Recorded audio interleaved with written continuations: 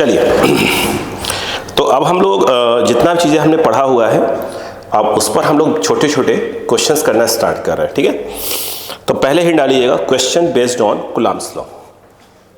Question based on Coulomb's law. ठीक, चलो इसका पहला क्वेश्चन सब लोग अपनी कॉपी में लिखिएगा जरूर, है ना, प्लीज। क्वेश्चन ये है कि two neutral objects are rubbed against each other and the electrostatic force of attraction between them is 3.6 Newton. When they are separated by a distance of 10 centimeter, how many electrons are transferred from one object to other during rubbing? Repeat. Two neutral objects are rubbed against each other and the electrostatic force of attraction between them is 3.6 Newton. When they are separated by a distance of 10 centimeter, how many electrons are transferred from one object to other during rubbing? ठीक है, तो पहले इस question को समझिए कि question ने क्या कहा। सुनो, उन्होंने कहा कि दो जो है न्यूट्रल एटम्स हैं, एटम से बोला होगा, ऑब्जेक्ट बोला होगा, ठीक है, न्यूट्रल ऑब्जेक्ट्स, और याद रखना आइडेंटिकल बिल्कुल है, समझना बात को। देखो, उन्होंने कहा कि दो ऑब्जेक्ट्स हैं ये और ये, इन दोनों को आपस में रब किया गया। तो मैंने आपको याद करो, मैंने बताया था कि जब फ्रिक्शन के थ्रू जब दो चीज़ों को ऐसे रब किया जाता है तो एक से इलेक्ट्रॉन ट्रांसफ़र होता है, जितना इससे इलेक्ट्रॉन ट्रांसफ़र होगा वो सभी इलेक्ट्रॉन दूसरे वाले पे आ जाएंगे। और मैंने यहाँ पर बताया था कि जब रबिंग के थ्रू हम लोग दो बॉडी को चार्ज करते हैं तो हमने वहाँ एक बात बोली थी कि दो के दोनों मेटल नहीं होने चाहिए, ठीक है, एक कम से कम उसमें इंसुलेटर होना चाहिए। देखो, तो इस पर अगर जितना भी प्लस क्यू आएगा उतना उस पर क्या आ जाएगा, माइनस क्यू। हमने मान लिया कि रबिंग के थ्रू चार्ज आया। इन्होंने आर डिस्टेंस दे के रखा हुआ है कि भाई जो डिस्टेंस है वह 10 सेंटीमीटर का है और जो फोर्स लग रहा है आई थिंक 3.2 न्यूटन दिया हुआ है। हाँ जी, 3.6 न्यूटन दिया हुआ है। तो फोर्स जो है आपका उन्होंने दिया है कि 3.6 न्यूटन का लगता है अट्रैक्शन वाला फोर्स। तो कह रहे हैं कि बताइए कितने आपने इलेक्ट्रॉन्स को रिमूव किया था। अब देखो, पहली बात ये समझिए कि अगर कूलम्ब्स लॉ लगाएंगे तो कुछ बोल नहीं रहे हैं तो हम ये मान लेते हैं कि बीच में क्या भरा है, वैक्यूम भरा है। तो 1/4πε0 Q1 Q2 के नाम पर QQ आ जाएगा, सिर्फ मैग्नीट्यूड लीजिएगा, है ना, यहाँ पर मैग्नीट्यूड लिया जाता है, अपॉन r²। ठीक, यहाँ पर देखिए ये कितना दिया है 3.6 और ये होता है 9 × 10⁻⁹। ये Q² और ये 10 सेंटीमीटर है तो 10 × 10⁻⁻², तो ये मीटर में चला जाएगा। यहाँ पर अगर आप देखें ध्यान से तो ये Q² ये देखिए इस तरफ आ रहा है, तो 3.6 इंटू ये हो जाएगा 10⁻⁻1, मल्टीप्लाई करेंगे तो फिर 10⁻⁻2 हो जाएगा। अपॉन में अगर देखा जाए तो 9 × 10⁻9 हो जाएगा। अगर यहाँ पे देखें तो Q² ये, ठीक है, ध्यान दीजिएगा, कहाँ गया, ये ऊपर गया, देखो ये, तो ये कितना आ गया 3.6/9 और ये 10 की पावर आपका माइनस ऑफ क्या हो गया 11। एग्री? ठीक, एक काम करिए, क्या मैं इसको ऐसे कर सकता हूँ, आपके हिसाब से बताइएगा। 3.6 मैं यहाँ पर 10 का मल्टीप्लाई कर देता हूँ, यहाँ पे 10, क्या मल्टीप्लाई करने की आवश्यकता है क्या? देखिएगा, क्या मल्टीप्लाई करने की आवश्यकता पड़नी चाहिए हमारे पास। r सेंटीमीटर में दिया है, 9 होता ही है, 3.6 है, ये क्रॉस होकर 10 की पावर, भाई ये -1 यहाँ बचेगा, स्क्वायर है 10⁻⁻2 हो जाएगा, ये क्रॉस हो गया, दोनों नीचे आ गया। सही बात है ना, सही है ना? हाँ, चलिए अब बताइए क्या हो जाएगा। मैं ये कह रहा था, एक मिनट, एक सेकेंड, रिलैक्स हो रहा है मेरे भाई। ये देखो, ये -11, तो मैंने इसको 10 का मल्टीप्लाई कर दिया ऊपर नीचे, तो यहाँ भी 10 आ गया, यहाँ भी 10 आ गया। अब इसका फ़ायदा क्या होता है, ये हुआ क्या पहले वो देखते हैं, पहले फिर समझते हैं पहले बात को। ये 10 क्यों मल्टीप्लाई किया, देखो ये क्योंकि एक्चुअली Q² है, मुझे Q निकालना, मैं रूट लगाऊंगा, है ना। तो यहाँ पे अगर देखें तो 10⁻⁻10 बचेगा, तो 3.6 और ये 10⁻⁻10 और ये 9 × 10 हो गया। एक 10 और ले आओ, वो 10 यहाँ मल्टीप्लाई करो, फिर एक 10 यहाँ मल्टीप्लाई करो। अब बताओ क्या हो जाएगा। ये 10 जब यहाँ मल्टीप्लाई होगा तो इसको 36 कर देगा, और ये वाला ये 9 इंटू ये कितना है 10 की पावर 2 ऊपर जाएगा 10 की पावर -12 टाइप कुछ हो जाएगा। हमें तो क्यू स्क्वायर है तो क्यू निकालना है, तो पूरा का पूरा रूट में आ जाएगा। तो 36 10 की पावर -12 अपॉन आ जाएगा 9, 9 4 जा 2 बाहर आ जाएगा, तो ये आ जाएगा 2 इंटू 10 की पावर -6, और ये जो आएगा वो आएगा आपका कूलम्ब में आएगा।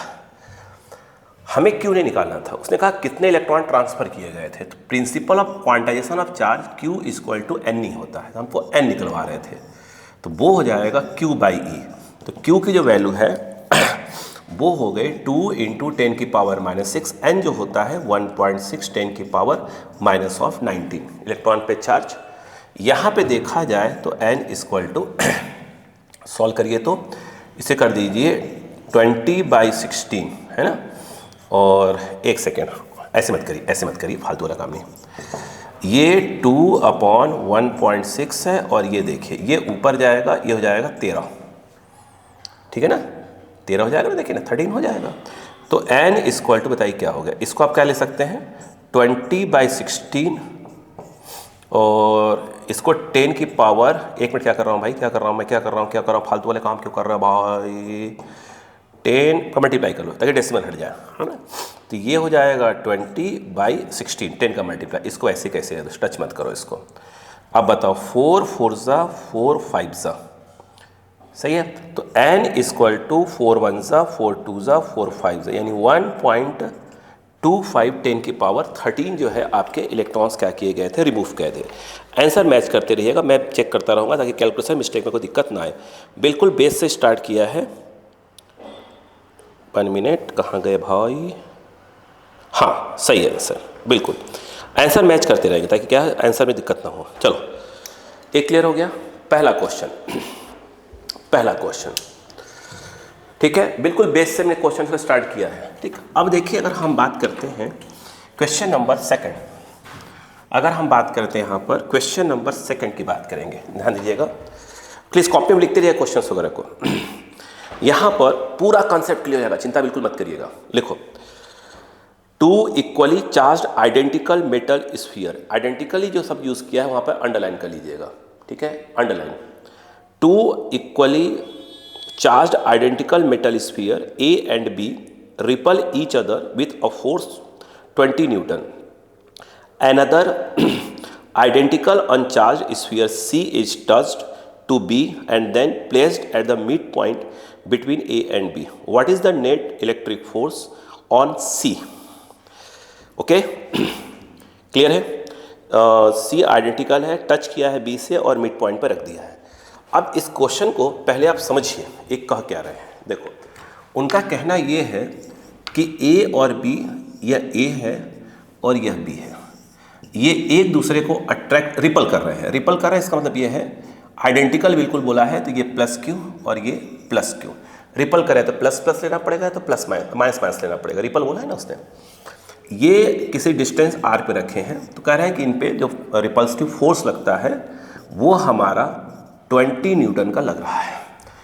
याद रखिएगा, ठीक है, 20 न्यूटन का लग रहा है, ठीक। अब कहानी आगे सुनते जाइएगा।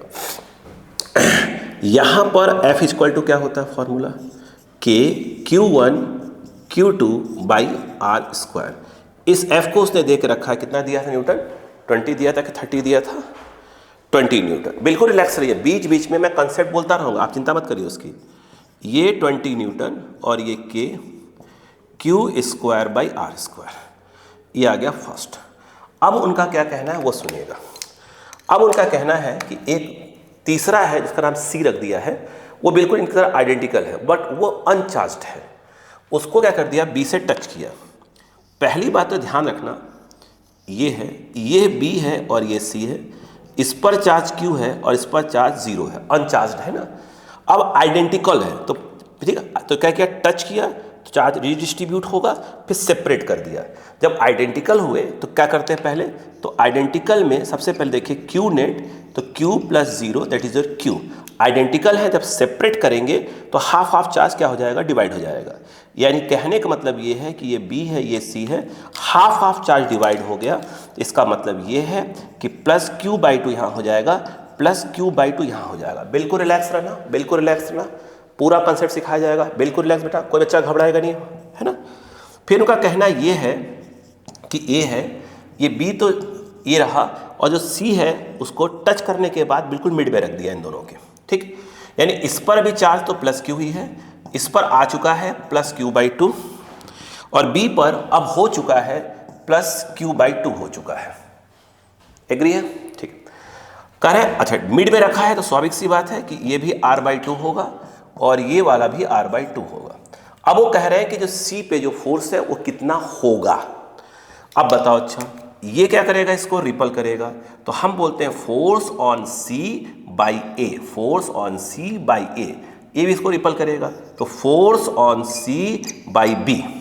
तो अब क्या करेंगे, यहाँ पर FCA निकालेंगे, K Q1 Q2, तो ये Q और Q1 Q2 बाई R² के नाम पर R/2 का होल स्क्वायर, ठीक है।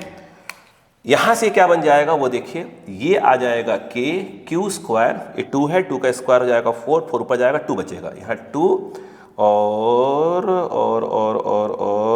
R², ये यहाँ पे अपन बात करें तो FCB इक्वल टू, देखिए क्या जाएगा, K C और B, ये देखिए K Q/2 और ये देखिए Q/2, Q1 Q2 और बाई R², तो R/2 का होल स्क्वायर।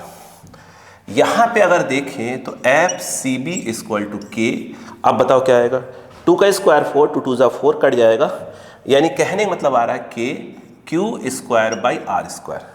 अगर आप देखें तो मुझे लग रहा है ये ज़्यादा है, तो आप क्या करेंगे बताएं, नेट निकालना पड़ेगा, तो FC पे जो नेट फोर्स लगेगा दोनों का डायरेक्शन अपोजिट है तो माइनस करना पड़ेगा, है ना। ज़्यादा कौन है, ये वाला, तो FCA ज़्यादा है, अपोजिट है ना, तो माइनस करना पड़ेगा, तो FCA माइनस ऑफ FCB, तो FCA ये कितना हो गया, ये देखिए 2K Q² by R² minus of K Q² by R², FC equal to ये क्या जाएगा, K Q² by R²। But अभी आपने देखा स्टार्टिंग में K Q² बाई R² के लिए 20 आ चुकी है, मतलब ये है कि C पर अभी जो फोर्स लग रहा है वो भी कुछ और नहीं है, वो 20 न्यूटन का ही है।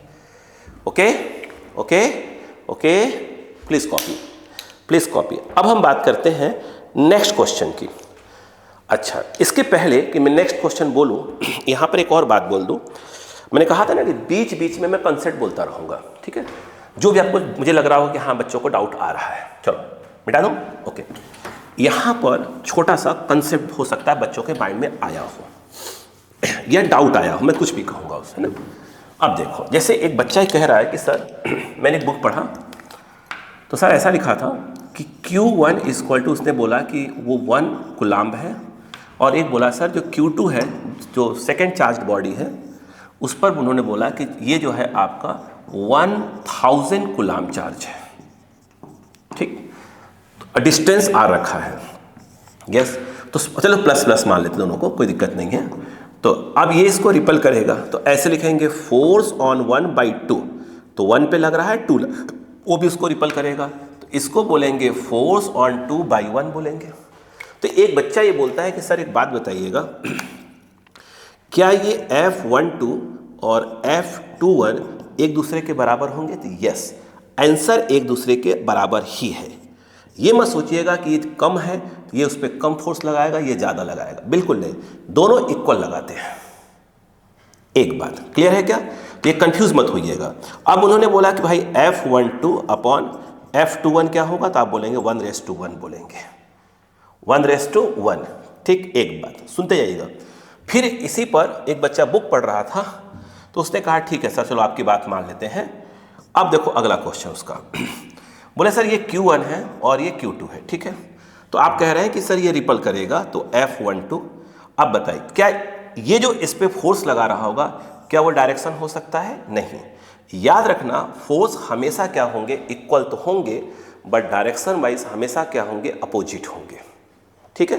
कभी ऐसा नहीं है कि ये इस पे फोर्स ऐसे लग रहा है तो ये उस पे ऐसे लगाए, कभी नहीं, ये ध्यान रखिएगा, है ना। क्लियर है क्या? जैसे आप देखिए, जैसे कि अगर ये प्लस Q1 है और ये प्लस Q2 है, तो जब ये इस पे फोर्स लगाएगा तो फोर्स ऑन 1/2 ये फोर्स ऑन 2/1 ऐसे होगा।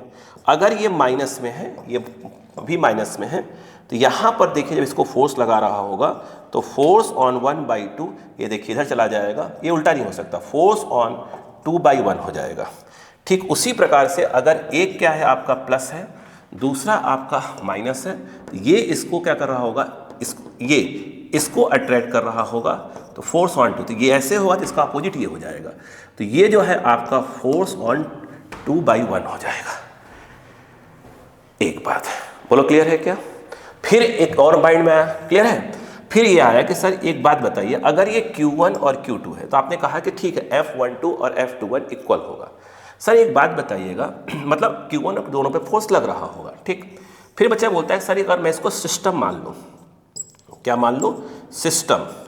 तो बताइए, तो चलो ये प्लस है, ये भी प्लस है, तो आप कह रहे हो कि सर ये होगा, ये भी उतना ही होगा, ये भी उतना ही होगा, F12 और F21 मैग्नीट्यूड वाइज इक्वल होंगे। बट मैंने Q1 और Q2 को मिलाकर एक सिस्टम मान लिया, Q1 और Q2 को मिलाकर एक सिस्टम मान लिया, तो क्या सर इस सिस्टम पर कोई फोर्स लग रहा होगा ऐसे में, हॉरिजॉन्टल में इस समय, है ना? तो नहीं, क्योंकि अगर आप इसको सिस्टम मान लेते हो तो आपको यहाँ पर लिखना पड़ेगा, सिस्टम मतलब निकाय बोलते हैं, तो यहाँ पर देखो ये फोर्स इधर है, ये फोर्स इधर है, तो आपको करना ये पड़ेगा F12, तो यहाँ पर F21 माइनस में करना, क्योंकि मैग्नीट्यूड वाइज दोनों बराबर हैं, यानी अगर ये F है, ये F है, तो यहाँ पर लिखा जाएगा F माइनस F 0। मतलब कि सिस्टम पर जो अगर Q1 Q2 को सिस्टम मान लोगे तो सिस्टम पर नेट फोर्स क्या हो जाएगा आपका, 0 हो जाएगा। क्लियर है क्या? सिस्टम पर क्लियर है। फिर एक बच्चा बोलता है अच्छा अगर सिस्टम पर नेट फोर्स 0 हो गया तो इसका मतलब ये है कि हमने पढ़ा था लॉ ऑफ कंजर्वेशन ऑफ क्या है, लीनियर मोमेंटम, dp/dt, बोलो हाँ है ना? क्या लिख रहा हूँ मैं ये, चलो इधर आओ, आप दिमाग लगाओ। अगर किसी सिस्टम पर आप देख रहे हैं, मैं क्या बता रहा हूँ, देखिए एफ सिस्टम क्या हो जाए, 0 हो जाए, तो आपको मालूम है कि अगर बात समझ में आ रही है, और आप पढ़े हैं कि जो एफ होता है वो dp/dt हो जाए। क्लियर है क्या? और अगर ये सिस्टम है तो यहाँ पे सिस्टम लिखना पड़ेगा, यानी अगर यहाँ पे सिस्टम है तो यहाँ पर भी मुझे क्या लिखना पड़ेगा, सिस्टम लिखना पड़ेगा। एफ सिस्टम आप देख रहे हैं इस केस में 0 आ रहा है, इसका मतलब ये है कि dp यहाँ पर क्या है आपका सिस्टम बाई dt है। यस या नो? फिर क्या आया माइंड में वो देखिएगा, आपको अच्छे से मालूम होना चाहिए कि अगर d5/dt लिखा हो 0, इसका मतलब 5 एक प्रकार का कांस्टेंट होता है, 5 एक प्रकार का कांस्टेंट होता है। इसका मतलब ये हुआ कि अगर dp सिस्टम बाई dt 0 है तो इसका मतलब ये है कि यहाँ पर जो p सिस्टम है वो क्या आएगा, 0 आएगा, सॉरी कांस्टेंट आएगा, जो ये है कांस्टेंट आएगा। इसका मतलब क्या हुआ कि अगर आप Q1 और Q2 के सिस्टम मान लें तो यहाँ पे आप law of conservation of linear momentum लगा सकते हैं, जो हम लगाएंगे आगे क्वेश्चन में। इतनी बात समझ में आ गई? क्या सीखा? Q1 और Q2 की वैल्यू कुछ भी हो, ये दोनों एक दूसरे पर जो फोर्स लगाते हैं वो हमेशा मैग्नीट्यूड वाइज इक्वल होती हैं और डायरेक्शन वाइज क्या होती है, अपोजिट होती हैं। क्लियर है? कभी ऐसा लिखा हुआ आ जाए कि भाई साहब F12 प्लस F21, तो ये पूरा सिस्टम पे हो गया, तो वो कितना होता है, हमेशा 0 होता है। यानी F12 ऐसे लिखा तो इक्वल टू क्या हो जाएगा, माइनस ऑफ F21, इस प्रकार से लिखा जाता है। क्लियर बात समझ में आ गई क्या? ठीक। दूसरी बात ये है, अगर Q1 और Q2 को सिस्टम मान लिया जाए तो सिस्टम पर जो नेट फोर्स होता है वो 0 होता है, और आप इस केस में law of conservation of linear momentum लगा सकते हैं, जो कि हम आगे लगाएंगे। ठीक, एक बात। फिर एक बात और आई आपके माइंड में, प्लीज ये सब कंसेप्ट हैं, सुनते जाइए लिखते जाइए, सुनते जाइए लिखते जाइए, सुनते जाइए लिखते जाइए। अब यहाँ पर नेक्स्ट आता है क्या चीज़, वो देखिए। फिर एक बच्चे के माइंड में और बात आती है, उसने बोला कि सर एक काम करते हैं, हमारे पास यहाँ पर 2 चार्ज्ड बॉडी है, एक ये है और एक ये है, बट एक प्रॉब्लम है सर। ठीक सर, दोनों के मास इक्वल नहीं है, मतलब दोनों आइडेंटिकल तो है, ठीक है, चलो आइडेंटिकल छोड़ो यार, मास इक्वल नहीं है, बस सीधी सी बात है। हम तो ये कह रहे हैं कि m1 नॉट इक्वल टू क्या है आपका m2, याद रखिए दोनों मास इक्वल नहीं है। ठीक सर, इस पर चार्ज है आपका Q1, इस पर चार्ज है आपका Q2। सर आप क्या सोच रहे हैं इसके बारे में? हमने कुछ नहीं यार, रिपल कर रहा है तो आप बोलोगे कि सर ये तो ठीक है, F12 लिखा जाएगा और ये लिखा जाएगा F21। यहाँ पर एक बात क्लियर होना चाहिए कि F12 और F21 मैग्नीट्यूड वाइज इक्वल होंगे, जो कि KQ1 स्मॉल में लिया है, तो KQ1 Q2 by R square, R इनके सेंटर के बीच की डिस्टेंस हो गया। बोलो क्लियर है क्या यहाँ पर? ठीक। फिर पूछा गया कि ठीक है तो क्या ही बताइए, ये तो दोनों इक्वल होते हैं, तो क्या दोनों का एक्सीलरेशन भी इक्वल होगा? नहीं, इक्वल नहीं होगा, क्योंकि जो A होता है वो फॉर्मूला होता है उसका F/m।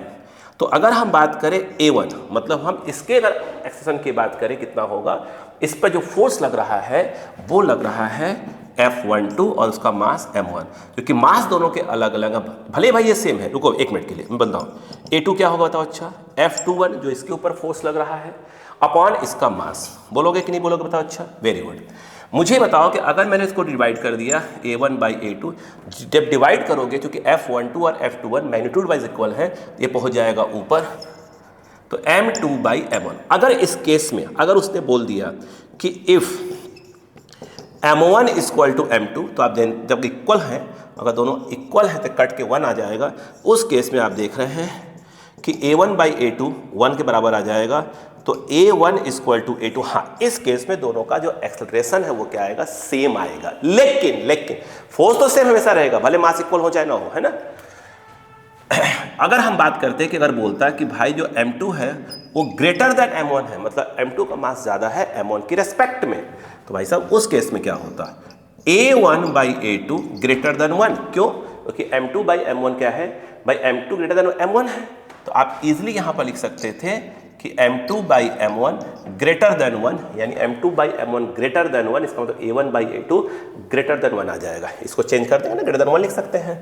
इस केस में एक बात समझ में आई कि A1 ग्रेटर देन A2, मतलब जिसका मास ज़्यादा है उसका एक्सेलरेशन कम होगा। ठीक, तो क्या सीखा? प्लीज सुनिए फिर एक बार।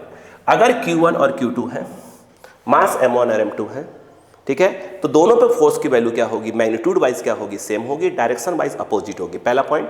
दूसरा पॉइंट, अगर इन Q1 और Q2 का सिस्टम मान लिया जाए तो F सिस्टम क्या हो जाता है? 0 होता है। ठीक। दूसरी बात, क्या M1 और M2 के एक्सेलरेशन सेम होंगे, त्वरण सेम होंगे? नहीं, वो इस बात पर डिपेंड करेगा उनका मास क्या। अगर मास सेम हुआ तो उनका एक्सेलरेशन भी क्या होगा? सेम होगा। एक बात, ठीक है। जिसका मास कम होगा उसका एक्सेलरेशन क्या होगा? ज़्यादा होगा। ये कंसेप्ट हुआ यहाँ पर।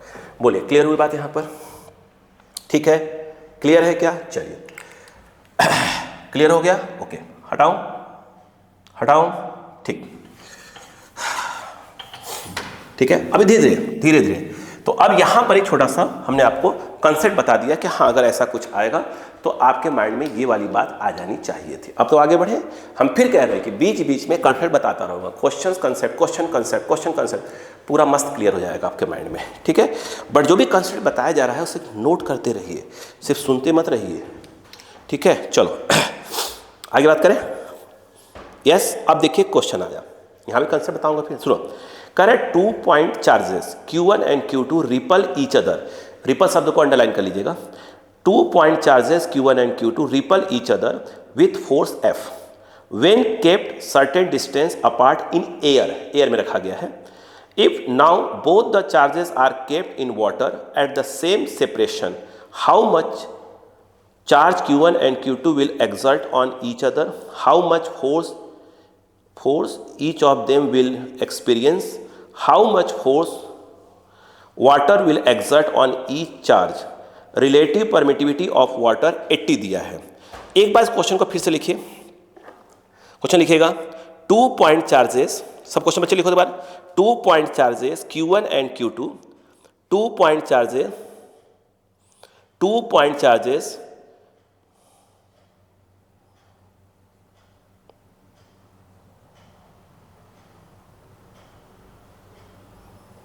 पॉइंट चार्जेस, रिपीट करो बात को। 2 point charges Q1 and Q2 repel each other with force capital F when kept certain distance apart in air. If now both the charges are kept in water at the same separation, how much force Q1 and Q2 will exert on each other, how much force each of them will experience, how much force water will exert on each charge, relative permittivity of water इतना। ये question आपको अच्छे खासे तरीके से समझ में आना चाहिए,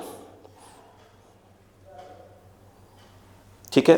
अब समझिए इस क्वेश्चन को, पहले कंफ्यूज नहीं होना है बच्चा पार्टी, कंफ्यूज नहीं होना है।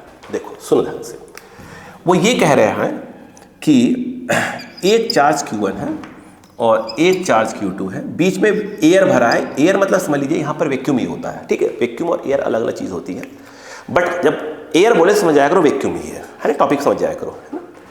वो ये कह रहे हैं कि किसी डिस्टेंस R पे है, ठीक, और ये एक दूसरे पर फोर्स कितना लगा रहे थे, F लगा रहे थे। सुनते जाइए, यहाँ कंसेप्ट भाई साहब, ये इस पे फोर्स लगा रहा था। अब ठीक है, आप प्लस से प्लस ले लो या प्लस माइनस जो भी लेना हो, उन्होंने ऐसा कुछ नहीं कहा है। रिपल बोला है क्या, रिपल बोला है क्या, रिपल नहीं, हाँ रिपल बोला है, रिपल बोला है। इसका मतलब ये है कि दोनों का तो प्लस प्लस लेना पड़ेगा तो माइनस माइनस लेना पड़ेगा। तो ये इस पे लग रहे थे, ठीक, लग रहा था। अब क्वेश्चन इनका यहाँ से कहानी स्टार्ट होती है। आपको पूरा रामायण समझ में आना चाहिए भाई साहब, मस्त तरीके से। देखो अब उनका कहना ये है कि मैंने इस Q1 और Q2 के बीच में क्या डाल दिया, वाटर डाल दिया। वाटर याद रखना, प्योर वाटर, एक प्रकार का डाइलेक्ट्रिक डाल दिया, एक प्रकार का इंसुलेटर डाल दिया, ठीक है। यानी जो ये एप्सिलॉन जो R का नाम सुना होगा आपने, वो उन्होंने डाल दिया 80, किसका, वाटर का। डिस्टेंस अभी भी R है, ठीक, ध्यान सुनिएगा। बीच में पूरा का पूरा वाटर आ गया, ये पूरा का पूरा क्या आ गया बीच में, वाटर। अब कहानी फंस गई। एक पेन थोड़ा ग्रीन ले लें फिर ताकि बात समझ में आए। अब वो पहले पार्ट में क्या कह रहे हैं कि ये बताइए, अगर पहले Q1 Q2 पे या Q2 Q1 पे जो फोर्स F लगा रहे थे, तो वाटर डालने के बाद आप ये बताइए कि जो Q1 Q2 पे या Q2 Q1 पे वो जो फोर्स लगा रहे थे वो कितना हो जाएगा। फिर से बात सुनिएगा। Q1 और Q2 के बीच में पहले एयर था, वो एक दूसरे पर फोर्स F लगा रहे थे, चलो अच्छी बात है। अब उनका कहना है कि अब मैंने वाटर डाल दिया, डिस्टेंस चेंज नहीं किया, ध्यान रखिएगा। तो अब बताइए Q1 Q2 पे या Q2 Q1 पे जो फोर्स लगा रहे थे वो कितना होगा। फिर से Q1 और Q2 के बीच में वैक्यूम है या एयर है, तो कह रहे हैं वो एक दूसरे पर जो फोर्स लगा रहे थे वो कितने का लगा रहे थे, F का लगा रहे थे। अब मैंने Q1 और Q2 के बीच में क्या डाल दिया, एयर डाल दिया, एयर डाल दिया, वो एयर डाल दिया, वाटर डाल दिया, माफी चाहूंगा, वाटर डाल दिया। तो कह रहे ये बताओ कि Q1 और Q2 जो फोर्स पहले F लगा रहे थे जब एयर था, तो अब जब वाटर डाल दिया तो वो जो फोर्स है जो Q1 Q2 पे या Q2 Q1 पे लगा रहा था वो कितना हो जाएगा। भाई साहब अब यहां पर एक कंसेप्ट बैठता है, वो सुनो। मान लो, ध्यान देना, Q1 और Q2 यहां पर बैठे हुए थे, सुन ध्यान से, कंसेप्ट यहां पर है। ये इस पर फोर्स लगा रहा था F का, ये इस पर फोर्स लगा रहा था F का, कोई दिक्कत नहीं। अब यहां पर याद रखना, अब एक तीसरा चार्ज Q3 आ गया। कौन सा चार्ज आ गया, Q3 आ गया। तो अब सुना ध्यान से, Q3 के आने से ध्यान रखिएगा, Q1 जब ये नहीं था तो Q1 इस पर फोर्स लगा रहा था F का, तो इसके आने के बाद भी Q1 इसके ऊपर फोर्स F का ही लगाएगा। हाँ, वो एक अलग बात है, Q3 जब आएगा तो Q3 भी अपना एक और फोर्स लगाना चालू करेगा, तो Q2 पे जो नेट फोर्स होगा वो F और F डैश का रिजल्टेंट होगा। फिर से, जब सिर्फ Q1 और Q2 थे तो Q1 Q2 पे F फोर्स लगा रहा था, Q2 Q1 पे F फोर्स लगा रहा था, ठीक। अब Q3 आया, तो Q3 के आने से वो पूछ रहे हैं कि Q1 क्या अभी भी उतना ही फोर्स लगा रहा होगा। यस, अभी भी Q1 Q2 पे F फोर्स ही लगा रहा होगा। हाँ, लेकिन Q2 ये भी इस पे लगा रहा होगा, Q2 पे एक नया और फोर्स आ जाएगा, वो Q3 के थ्रू होगा। ये अपना फोर्स नहीं चेंज करेगा, उत्ते कुत्ते लगा रहा होगा। Q3 एक और फोर्स लगाएगा, F डैश मान लीजिए। तो अब लेकिन Q2 पे जो नेट फोर्स लग रहा होगा वो F और F डैश का रिजल्टेंट होगा। वही कंसेप्ट यहां, जब एयर था तो Q1 Q2 पे F फोर्स लगा रहा था, बीच में वाटर डाल दिया, तो वाटर डालने के बाद भी Q1 Q2 पे फोर्स F ही लगाएगा और Q2 Q1 पे भी फोर्स F ही लगाएगा, वो फोर्स नहीं चेंज होगा। वाटर डालो चाहे ना डालो, पहले अगर Q1 Q2 पे F फोर्स लगा रहा था, वाटर डालने के बाद भी Q1 Q2 पे या Q2 Q1 पे F ही फोर्स लगाएंगे। लेकिन जब वाटर डाल दिया तो Q1 Q2 पे जो नेट फोर्स लग रहा होगा वो चेंज हो जाएगा। जैसे कि Q2 पे पहले ये F लगा रहा था, ये F डैश लगाने लगा, तो नेट क्या होगा, F और F डैश का रिजल्टेंट। तो यहां पर भी जो नेट फोर्स है Q1 Q2 पे या Q2 Q1 पे, जो नेट फोर्स जो Q1 और Q2 एक्सपीरियंस कर रहे हैं वो चेंज हो जाएगा। याद करिए मैंने बताया था कि अगर Q1 और Q2 के बीच में वैक्यूम है तो वो 1/4 pi epsilon not force experience कर रहे होंगे। अब मीडियम डाल दिया तो आप चाहें तो यहाँ F मीडियम लिख दीजिए, तो वो जो फोर्स है वो हो जाएगा 1/4 pi epsilon not epsilon R Q1 Q2 by क्या हो जाएगा R स्क्वायर। मार्कर चेंज करना पड़ेगा, देखिएगा, ठीक है, R स्क्वायर। यहां पे आप देखिए, प्लीज समझिए क्वेश्चन को। यहां पे आप देखें, जब आप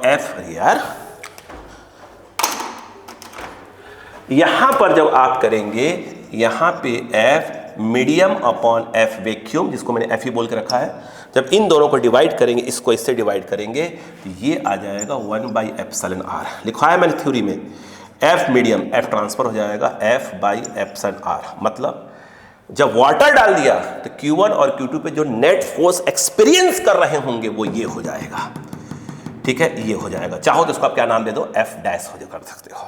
यानी जो ये F डैश जो लग रहा होगा Q1 Q2 पे और Q2 Q1 पे जो फोर्स लगा रहे थे वो चेंज नहीं होगा, वो पहले भी F था, अभी भी F होगा। लेकिन वाटर डालने के बाद Q1 और Q2 पे जो नेट फोर्स लग रहा होगा वो F डैश हो जाएगा, ये F मीडियम, तो वो हो जाएगा F बाई, इसकी वैल्यू कितनी है 80। ये बात समझ में आई कि नहीं है पहले? यस, ठीक। अब यहां पर प्रॉब्लम क्या है, वो प्रॉब्लम देखिए पहले, फिर से बताऊं। ओके, देखो Q1 और Q2 के बीच में क्या था, वैक्यूम था या एयर था। Q1 और Q2 एक दूसरे पर फोर्स FF लगा रहे थे, बीच में वाटर डाल दिया, तो उनका क्वेश्चन था Q1 Q2 पे अभी भी क्या F ही फोर्स लगा रहा है, तो आंसर है यस, अभी भी F फोर्स लगा रहा है। क्या Q1 और Q2 पे जो नेट फोर्स है अभी भी F है? नहीं, वो चेंज हो गया है, Q1 Q2 पे जो फोर्स लगा रहा था वो F है, बट Q1 और Q2 पे जो नेट फोर्स है वो अब चेंज हो चुका है। वो कितना हो गया है, वो ये हो गया है F/80 हो चुका है। यस, तो अब बताइए गड़बड़ क्या हो गया। तो वाटर कितना लगा रहा था, तो वाटर जो लगा रहा था, आप पहले F लग रहा था, अब ये F बाई क्या हो गया 80। यार मार्कर प्रॉब्लम कर रहा है, देखिएगा यहां पे, फिर देखिएगा जो वाटर लगा रहा था, ये जो वाटर लगा रहा था वो F minus of F by क्या हो जाएगा 80, ये हो जाएगा 79 F/80। फिर से कंसेप्ट 10 बार बताऊंगा, सुनते रहो। Q1 Q2 वैक्यूम में थे, फोर्स एक दूसरे पर F लगा रहे थे, चलो हमने बीच में वाटर डाल दिया, तो क्या Q1 और Q2 पे जो फोर्स लगा रहे थे आपस में दूसरे पर, क्या F है? यस। क्या Q1 और Q2 पे अभी भी नेट फोर्स F लग रहा होगा? नहीं, अब वो F डैश हो गया है। कितना हो गया है? ये हो गया है F/80। तो वाटर कितना लगा रहा होगा उसके ऊपर, तो वाटर लगाएगा पहले जितना लग रहा था, अब जितना एक्सपीरियंस कर रहे हैं माइनस कर दीजिए। वाटर लगा रहा था 79 F/80 का वाटर लगा रहा था। क्या मेरी बात समझ में आ गई? यस, कमेंट कर दिया करो यार, उससे थोड़ा सा आइडिया लगता है बच्चों, है ना। चलो क्लियर है, ठीक। तो यहाँ पर 3 क्वेश्चन, क्या क्वेश्चन बनाया जा सकता है ऑब्जेक्टिव में? बिल्कुल बनाया जा सकता है, ठीक है, ओके। इसको बिल्कुल कॉन्सेप्ट के नाम पर लिखिए। देखो अब अगले क्वेश्चन की तैयारी करते हैं, बोलो। देखो चलो अगला क्वेश्चन कह रहे हैं, a particle of mass small m carrying charge q1 is revolving around a fixed charge minus q2 in a circular path of radius smaller. Calculate the speed of revolution and calculate the period of revolution and its speed also. कौन घूम रहा है? q1 घूम रहा है q2 के चारों तरफ. चलो आइए, अब यहाँ दिमाग लगाने वाली बात हो गई. देखिए हुआ ये, उनका कहना ये है कि यहाँ पर माइनस q2 है और यहाँ पर एक ऑर्बिट है, एक ऑर्बिट है. इस ऑर्बिट में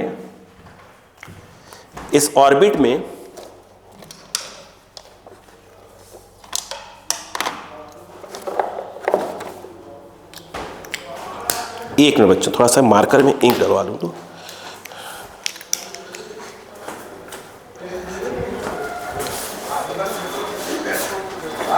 संजू भैया थोड़ा इसमें इंक खत्म हो रही है.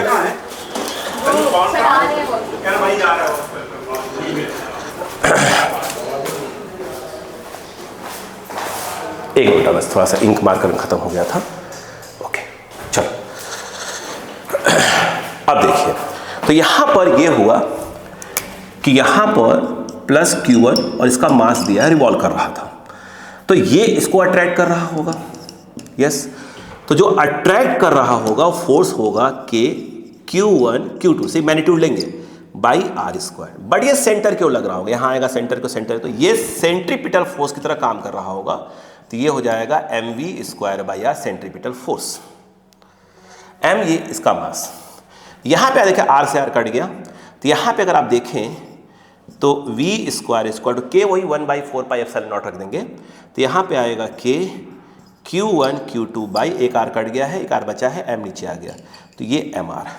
यहाँ पे अगर आप देखें तो v equal to under root of k q1 q2 by क्या हो जाएगा mr. तो ये इसकी स्पीड हो गई. अब उन्होंने पूछा है इसका टाइम पीरियड पूछा है. देखो टाइम बराबर आप जानते हैं क्या होता है बताइए? ये मेरे हिसाब से पढ़े हैं, डिस्टेंस अपॉन क्या होता है? स्पीड होता है. टाइम पीरियड को अगर t बोल दिया, डिस्टेंस के नाम पर आ जाएगा 2 पाई r, स्पीड के नाम पर v आ जाएगा. ठीक है, ये तो ये 2 पाई r और स्पीड के नाम पर अगर देखें तो जो v की वैल्यू है वो ये रही. वो अगर आप देखें तो k q1 q2 by mr, ऊपर कर ले आएंगे, आंसर लिख देंगे.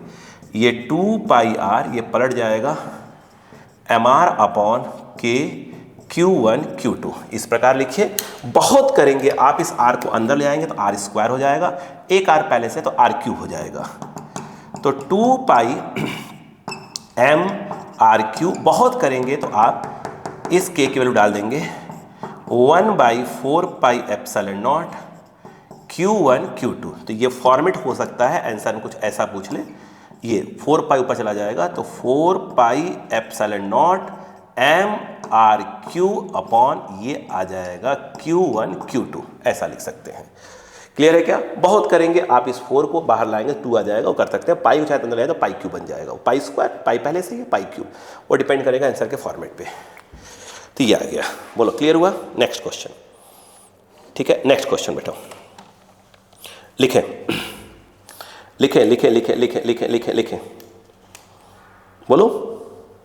चलो अगेन दमदार क्वेश्चंस. ठीक है, बिल्कुल रिलैक्स रहिए. मैं धीरे धीरे धीरे सिखाता जाऊंगा, धीरे धीरे सिखाता जाऊंगा बच्चों को कंसेप्ट. जब भी कोई नया क्वेश्चन आएगा उसके पीछे सुनाता जाऊंगा, है ना. चलो अब क्वेश्चन क्या आया वो सुने. क्वेश्चन ऐसा है कि वो कह रहे हैं कि 2 spheres each having mass m are suspended from common point by 2 insulating strings, each of length small l. The spheres are identical. The spheres are identical. Thank you. The spheres are identical. कहाँ गया? The spheres are identically charged and the separation between the spheres is small d. Find charge on each sphere. तो पहले हमको इसको समझना चाहिए. देखो question क्या कह रहे हैं पहले समझिए. देखो उनका कहना ये है, थोड़ा सा मार्कर चेंज कर दो, ये भी ब्लू वाला भी. अब देखो ये जो क्वेश्चन है बेटो वो क्या है वो देखो. उनका कहना ये है कि ये है एक पॉइंट है, ये दो स्ट्रिंग है, ठीक है, ये जो है ये इसका मास m है, इसका भी मास m है। चार्ज शायद दोनों पर q और q दिया हुआ है मेरे हिसाब से, हाँ जी q और q दिया है, ठीक है। अब यहाँ भी मैं कंसेप्ट सिखाऊंगा, पहले क्वेश्चन सॉल्व करा दूँ इसको, फिर कंसेप्ट सिखाऊंगा। इन्होंने ये जो बीच का डिस्टेंस है वो बोल दिया है d है, और ये स्ट्रिंग की जो लेंथ है वो l दे दिया है, ये भी l। स्वाभाविक सी बात है, ये एंगल जो है थीटा और थीटा है। और यहाँ पर मैं कंसेप्ट की बात करूँगा, चिंता मत करिएगा। मुझे एक बात बताइएगा, ये इसको रिपल कर रहे होंगे, ठीक, ये भी उसको रिपल कर रहा होगा, ये तो फोर्स चेंज हो ही नहीं होता। नीचे जो है आपका क्या लग रहा होगा, mg और mg लग रहा होगा, यही है। यस, पूछ क्या रहा था, पूछ रहा है find charge on each sphere. कोई बात नहीं, हो जाएगा। देखो, किसी भी एक स्फीयर को पकड़ लो, इसी को पकड़ लो, इस पर जो टेंशन है T, इस पर भी टेंशन T, किसी भी एक स्फीयर को उठा के साइड में ले आओ। अगर आप ध्यान से देखो, इस पे F लग रहा होगा, इस पे इस तरफ T लग रहा होगा, नीचे की ओर mg लग रहा होगा। समझ सकते हैं भी थीटा होना चाहिए, ये थीटा है तो ये भी थीटा होगा। अगर इस T को रिजॉल्व करें तो T cos थीटा, इसको रिजॉल्व करें T sin थीटा।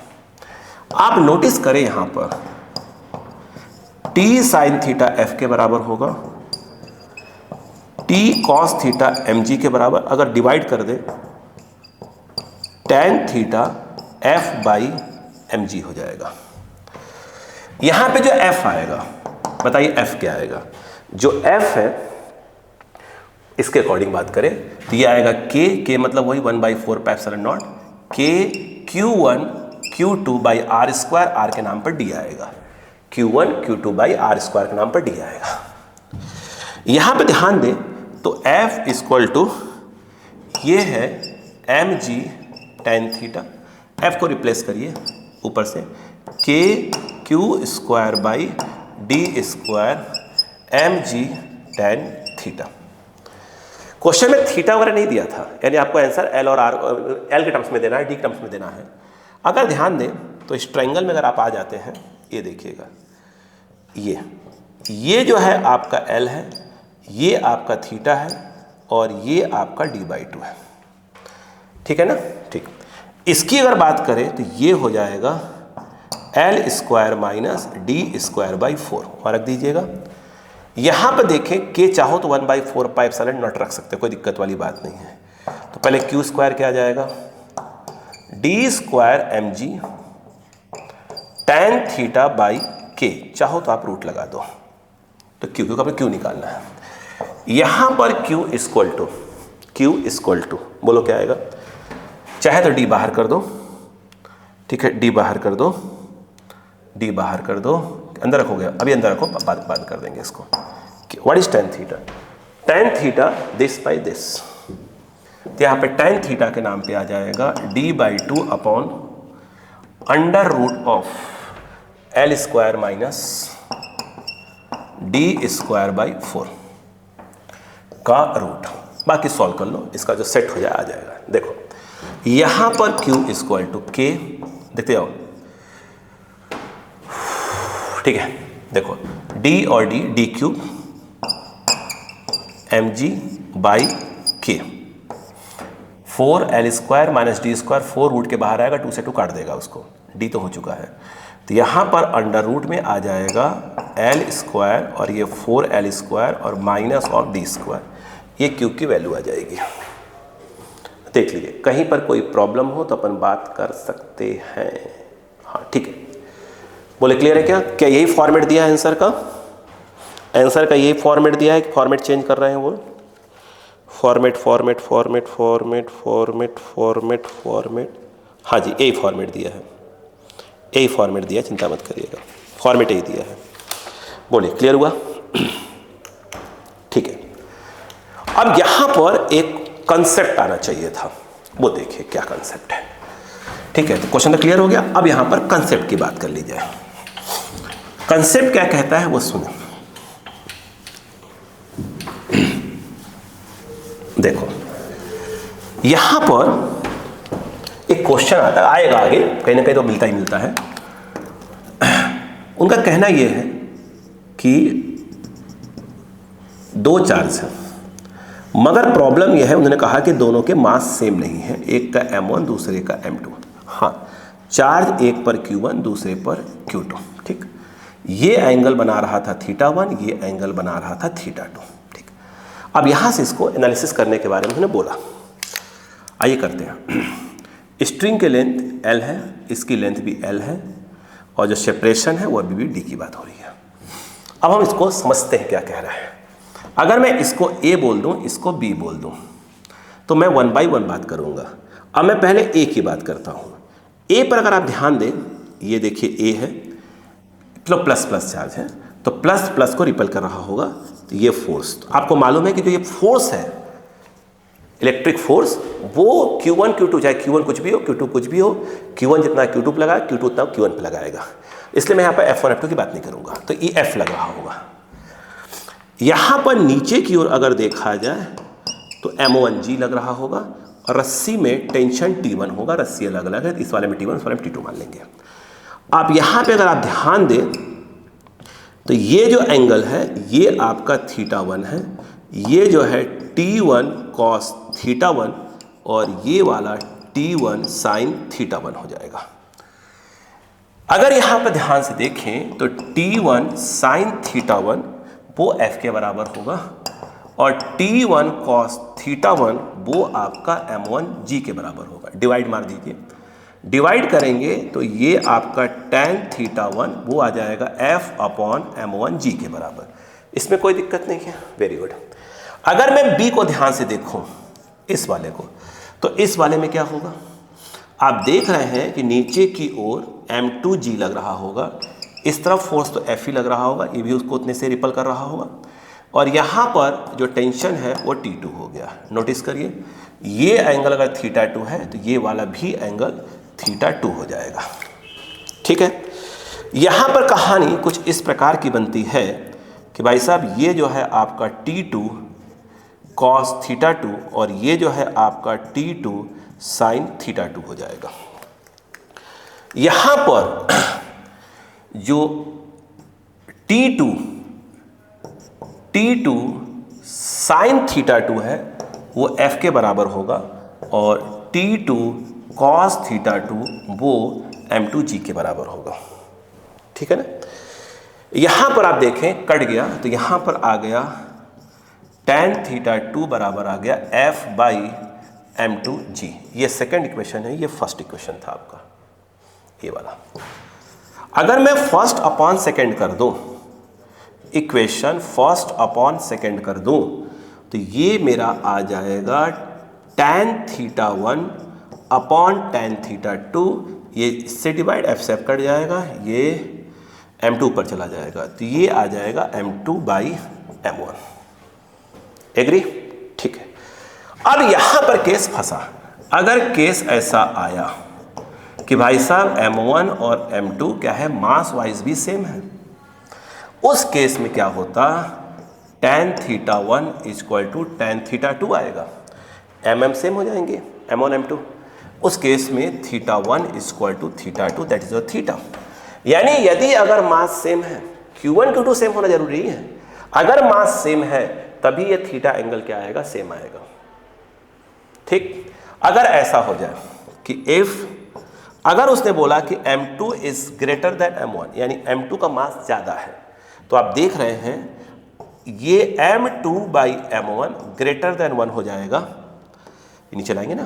तो यहाँ पर अगर देखें तो tan θ1 by tan θ2 greater than 1 cross multiply कर दीजिए, तो क्रॉस मल्टीप्लाई करेंगे तो tan θ1 greater than tan θ2, tan से tan चला गया, तो θ1 ग्रेटर देन θ2। कुछ नोटिस कर रहे हैं, M2 का मास ज़्यादा है तो उसका एंगल जो है देख रहे हैं कम आ रहा है, θ1 ज़्यादा आ रहा है।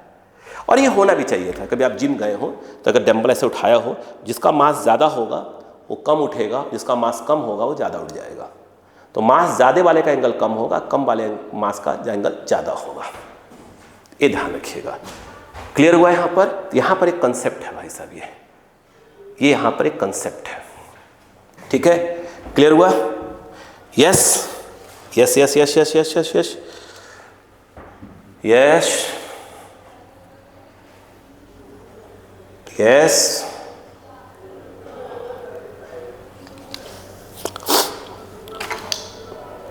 Yes yes yes yes yes yes yes. अगला लिखिए कितना परसेंट बैटरी बची है, उसके अकॉर्डिंग आगे बढ़ाएंगे कंटिन्यूटी में।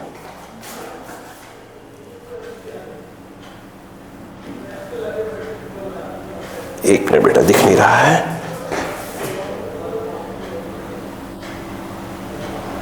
बहुत बचा हुआ है, अभी क्लास अच्छी खासी चलाई जा सकती है। चलो continue continue continue continue continue. अरे पिछली क्लास में अपन रिकॉर्ड कर रहे थे, बैटरी खत्म हो गई, पे करते रह गए, उसको दोबारा करना पड़ा है। लेक्चर नंबर 3 आपका आधे में खत्म हो गया था, बैटरी पता नहीं कब खत्म हुई। देखो अगला, अब अगले क्वेश्चंस की बात करते हैं, हाँ सुनिएगा।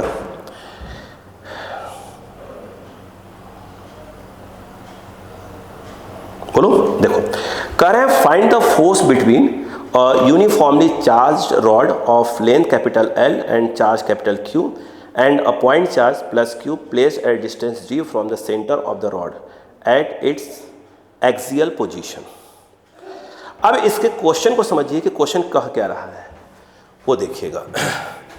वो ये कह रहे हैं कि एक रॉड है ऐसे, उस पर जो चार्ज है वो डिस्ट्रीब्यूट है ऐसे, और बोल दिया है कि प्लस Q चार्ज डिस्ट्रीब्यूट है, उसकी लेंथ जो है कैपिटल L बोला है। कह रहा है एक पॉइंट P है, उस पर स्मॉल प्लस Q चार्ज रखा है और इसके मिड पॉइंट से डिस्टेंस D है। बताइए दूसरे का फोर्स कितना लगा रहे थे। पहली बात तो याद रखिएगा, ये L है, ये इसकी रेस्पेक्ट में नेग्लेजिबल नहीं है, तो ये पॉइंट चार्ज नहीं है, ये पॉइंट चार्ज है, ये पॉइंट चार्ज है, ये पॉइंट चार्ज नहीं है। कूलॉम्स लॉ, इलेक्ट्रिक फोर्स तो कूलॉम्स के थ्रू ही निकालोगे। कूलॉम्स लॉ वैलिड तभी है जब Q1 और Q2 दोनों ही क्या होते हैं, पॉइंट चार्ज होते हैं। आइए क्या करेंगे अब, सिंपल तरीका है। सबसे पहले बताइए लैम्डा, लीनियर चार्ज डेंसिटी आप जानते हैं Q/L। सेकेंड स्टेप होता है कि इसके अंदर कोई एलिमेंट कट करेंगे, जैसे ये था तो मैंने एक एलिमेंट कट किया, ये dx, उस पर चार्ज निकाला मैंने dq, और ये P पॉइंट पे प्लस Q रखा हुआ है, ठीक है। इसको कैपिटल Q कर लो ना कि कंफ्यूज ना हो, ये dq। अब ये जो dq है उस पर चार्ज निकालेंगे तो आएगा लैम्डा इंटू dx, और यहाँ से इसकी डिस्टेंस कितनी मान लिया हमने x। अब यहाँ पर एक चार्ज है प्लस dq और दूसरा चार्ज है प्लस q, और इनके बीच की डिस्टेंस है r। अब ये दोनों पॉइंट चार्ज हो गया। ये इस पे जो फोर्स लगा रहा होगा उसको हम F ना बोलकर dF बोलेंगे, वो आएगा K Q1 Q2 by R square, तो ये x हो जाएगा। यहाँ पर dF equal to K Q dQ, that is your lambda dx upon x square. इसलिए मैंने कहा था कि पिछले पूरे वीडियोस देख कर बैठिए, अब फटाफट कंसेप्ट्स क्लियर रहना चाहिए, ठीक है। ये एलिमेंट यहाँ लिया है, ऐसे बहुत से एलिमेंट्स हैं dq dq लिए जाएंगे, ये सब इस पर फोर्स लगा रहे होंगे, df df df df df df सब इक्वल नहीं होते, df1 df2 df3 df3 df4 df5 ऐसे। तो एक लाइन पे आ रहे हैं तो एक का निकाल कर इंटीग्रेट कर दी, मतलब पूरे जुड़ जाएंगे। यहाँ पर ये देखिए df k q lambda dx upon x square, इसको dx upon x square limit के नाम पर देखिए, बताया था एलिमेंट यहाँ ले सकते थे, यहाँ लेंगे तो ये आपका d है, ये L/2 है, तो ये हो जाएगा d माइनस L/2, और यहाँ तक हो जाएगा d प्लस L/2। तो लिमिट के नाम पर आ जाएगा d माइनस L/2 और d प्लस L/2 टाइप का कुछ हो जाएगा। देख रहे हैं, मैंने इसलिए कहा था ना पिछला आना चाहिए आपको, फटाफट हो जाएगा इससे। अब k q लैम्डा, लैम्डा कितना है, q बाई कैपिटल L है ना। यहाँ पर dx बाई एक्स स्क्वायर का इंटीग्रेशन -1 बाई एक्स होता है, तो माइनस बाहर कर दिया, ये 1 बाई एक्स लिख दिया, और लिमिट के नाम पर आया d माइनस L/2, और ये d प्लस L/2 टाइप का कुछ आ गया। f equal to minus of K Q, एक मिनट, q स्मॉल है ना, के क्यू लैम्डा, और ये आएगा 1 upon upper limit minus lower limit, ये x की जगह पे रख दीजिए, और यहाँ पर आएगा माइनस और ये d minus L by to. चाहे तो आप इस माइनस को एडजस्ट कर दीजिए, याद है ना, पूरा ये बताया था मैंने। यहाँ पर के क्यू लैम्डा माइनस एडजस्ट करेंगे तो आगे पीछे हो जाएंगे, तो ये d minus L by two और ये minus d upon, sorry d बोल रहा हूँ बार बार, 1 upon d plus L by two, cross multiply. f equal to k के नाम पर क्या आ जाएगा 1 बाई 4 पाई एप्सिलॉन नॉट और q, एक मिनट बेटा, स्मॉल q लैम्डा के नाम पर आएगा q बाई कैपिटल L। यहाँ पर एलसीएम ले लीजिए, ये इधर देखो, तो ये आ जाएगा d plus L by two minus इधर जा रहा है d minus L by two whole upon d minus L by two, d plus L by two, a minus B a plus B हो जाएगा, तो d square minus L square by 4 हो जाएगा। Minus minus plus, तो ये l आ जाएगा l by two, minus minus plus, तो l plus L by to l, वो कट गया, इससे d से d कट गया, यानी f इक्वल टू आ रहा है q upon 4 pi epsilon not, d से d l by two minus L by two plus हो जाएगा l बाई टू l से l कट गया, d से d कट गया, ठीक है। अब बता 1 अपॉन ये आ गया d square minus L square by 4, ये इनके बीच का इलेक्ट्रिक फोर्स लग रहा होगा, ये इनके बीच का इलेक्ट्रिक फोर्स लग रहा होगा, देख लीजिए पहले, ठीक, वेरी गुड। चलो आगे देखो, अगला क्वेश्चन, बोलो, मैंने इसलिए कहा था ना सिर्फ कंसेप्ट, पिछले कंसेप्ट क्लियर होने चाहिए। देखो ध्यान से आगे, अगला क्वेश्चन कहता है कि 2 equal charges plus Q are kept fixed at x equal to minus A and x equal to plus A along the x-axis. A particle of mass small m and charge plus q is brought to the origin and give a small displacement along x-axis, along y-axis. Describe the motion in the two cases. Most important, ठीक है। आइए, तो पहले तो समझिए, plus Q था, capital Q था कि स्मॉल क्यू था, कहाँ गया, कैपिटल क्यू वहाँ था और स्मॉल क्यू वहाँ था, ठीक है। चलो अब देखो उसने क्वेश्चन में क्या बोला, ध्यान दीजिएगा, अच्छा क्वेश्चन है भाई साहब, ये क्वेश्चन को हल्के में नहीं लेंगे आप। क्वेश्चन क्या है वो देखा जाए। क्वेश्चन ये कह रहा है कि ये एक्सिस है, ये एक्स हो गया और ये माइनस है। उनका कहना ये है, एक यहाँ पर x इक्वल टू माइनस है ओरिजिन से, यहाँ पर एक प्लस क्यू चार्ज रखा है और एक यहाँ पे x इक्वल टू प्लस है, मतलब यहाँ से a पर भी एक प्लस क्यू चार्ज रखा है, ठीक। फिर कह रहे हैं एक दूसरा चार्ज, उसे पहले यहाँ पर लाया गया, यहाँ पर, ओ ये तो इक्विलिब्रियम वाला कॉन्सेप्ट है, वो तो मैंने बताया ही नहीं अभी, इसको छोड़ो अभी एक मिनट के लिए, वो व्हाट इज इक्विलिब्रियम वो पढ़ाना पड़ेगा मुझे, मैंने आपको अभी थ्योरी में इक्विलिब्रियम नहीं पढ़ाया है, इसको अभी एक मिनट छोड़ दो, है ना, प्लीज़ छोड़ दो इसको, अभी उतने का टाइम नहीं कंसेप्ट सिखाने के लिए भी, पहले कंसेप्ट फिर बात करेंगे, ठीक है। इक्विलिब्रियम बिल्कुल हटा दीजिएगा अभी, ठीक। अब सुनो नेक्स्ट पॉइंट, चलो हैंड डालो, नेक्स्ट पॉइंट डालो, हेडिंग प्लीज, हैंड डालो,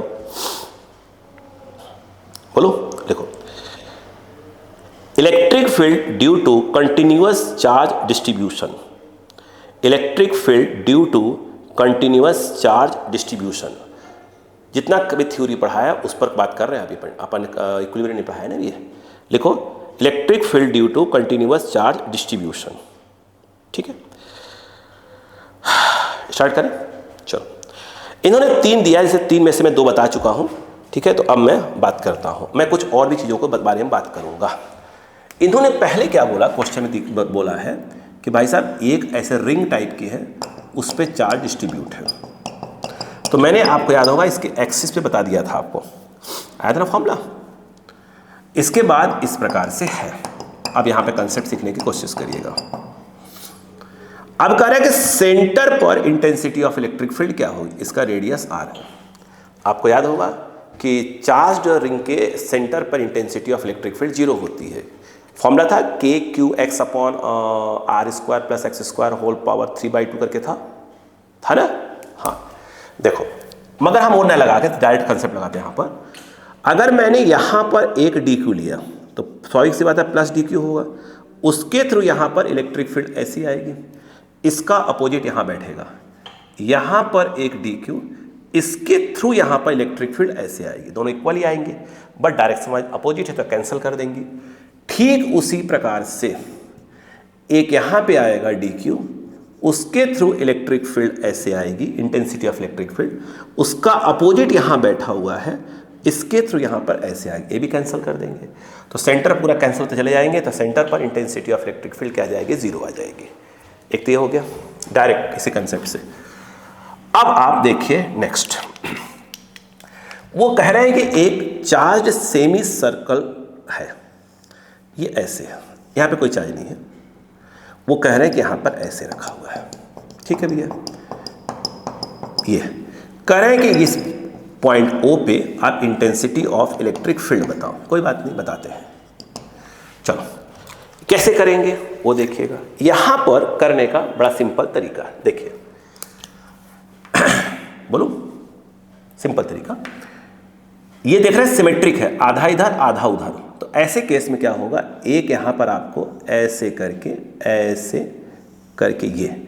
ये आपको dx लिया, उसी प्रकार से ये देखिए, और ये है यहाँ पर भी dx लेंगे। जितना एंगल सिमेट्रिक है बताया था ना, 2 लेना पड़ता है, ये थीटा है ये भी थीटा है, तो ये वाला आपका d थीटा है और ये वाला भी d थीटा है, रेडियस आपका VBR है।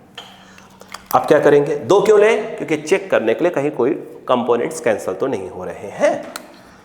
अब यहाँ पर अगर आप ध्यान दें ऐसे है, ये देखिए जो यहाँ पर आपका DQ है उसके थ्रू जो इंटेंसिटी ऑफ इलेक्ट्रिक फील्ड आएगा वो ऐसा आएगा DE, ठीक है। उसके बाद यहाँ पर देखिए, ये देखिए यहाँ पर जो intensity of electric field DQ, उसके through intensity of electric field ऐसे आएगा, ये ऐसे, यहां पर ये रहा थीटा। तो अगर मैं पूछता कि DE क्या होगा, तो आपका जवाब आना चाहिए था KQ/R², तो यहां से R ही होगा, वो भी D वही होगा। इसके 2 कंपोनेंट्स होंगे, ये थीटा ही होगा, एक इस तरफ आएगा, ये आएगा DE साइन थीटा, और ये वाला आ जाएगा DE कॉस थीटा। ठीक उसी प्रकार से इसमें भी वही आएगा, ये जो है आपका DE कॉस थीटा और ये वाला आपका DE साइन थीटा।